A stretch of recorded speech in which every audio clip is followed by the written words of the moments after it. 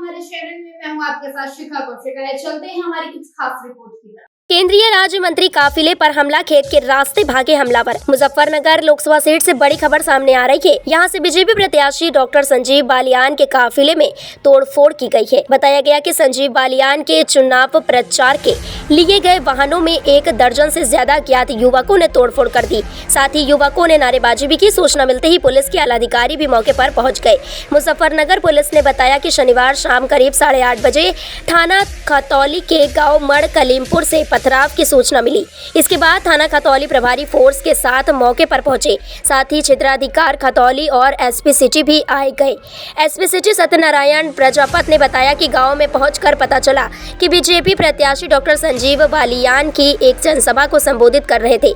इस दौरान करीब 1 दर्जन से ज्यादा असामाजिक तत्वों द्वारा पहले नारेबाजी की गई।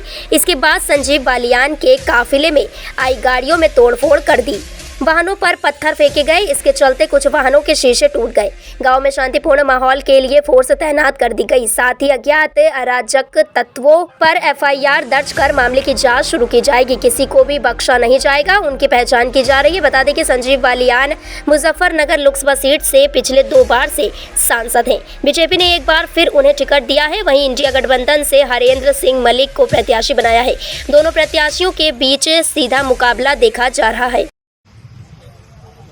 ऐसा है, भारतीय जनता पार्टी ने जो 10 साल माननीय मोदी जी के नेतृत्व में काम किए हैं, जनता सारी ये समझो कि भारतीय जनता पार्टी के साथ है। संजीव बालियान ने जो यहाँ जिले के अंदर 10 साल में सांसद रह के माहौल परिवर्तन किया है, जो विकास के काम किए हैं, चाहे सड़कों का हो, चाहे बिजली का हो, चाहे अन्य काम हो, चाहे रेलवे लाइन के हो, लगातार जिस प्रकार से सांसद के नाते उन्होंने काम किया है, जिले की भुजा बदलने का काम किया है, मुझे लगता है ये विपक्षी लोगों को, क्योंकि कोई लोग उनके साथ नहीं है, उनको रास नहीं आ रहा है, साजिश है, उनके कुछ गुंडे इस तरह के विपक्ष के हैं जिन्होंने इस तरह की हरकत की होगी। मैं तो मानता हूँ कि चुनाव अगर लड़ना है तो मत के साथ चुनाव लड़ना चाहिए। क्या हुआ, कितनी गाड़ियों में क्षति पहुंची है, तो कितने लोग चोट?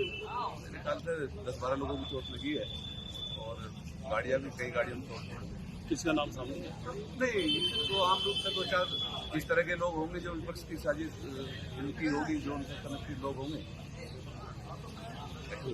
अभी कोई कार्रवाई किस तरह?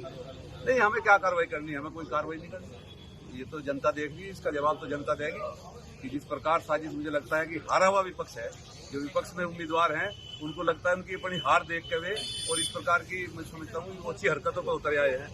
और अगर चुनाव लड़ना है तो साथ चुनाव लड़े, हम साथ चुनाव लड़ रहे हैं, हमें कोई दिक्कत नहीं है। विपक्ष को मानते हैं? विपक्ष तो आपको पता ही है सारा जो भी है।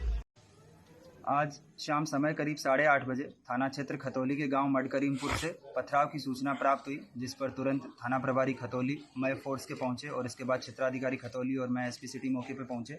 यहां गांव में पहुंचकर जानकारी की गई तो ये पता चला है कि आज शाम को गांव में भारतीय जनता पार्टी के प्रत्याशी द्वारा एक जनसभा की जा रही थी। इस जनसभा के दौरान कुछ असामाजिक तत्वों द्वारा पहले नारेबाजी की गई और फिर उसके बाद में जो बाहर गाड़ियों का काफिला खड़ा था उस गाड़ियों पर पथराव किया गया। उनमें से कुछ गाड़ियों के शीशे टूटे हैं। गांव में अभी वर्तमान में पूरी तरह से शांति व्यवस्था कायम है और कोई कानून व्यवस्था की समस्या नहीं है। इसके अतिरिक्त इस पूरे प्रकरण की गंभीरता से जांच की जा रही है और इसमें तहरीर प्राप्त कर सुसंगत धाराओं में मुकदमा पंजीकृत किया जाएगा और अग्रिम विधिक कार्यवाही अमल में लाई जाएगी। हमारे चैनल को लाइक, सब्सक्राइब और शेयर करना मत भूलिए। ऐसी ही खबरों के लिए बने रहे मेरे साथ। नमस्कार।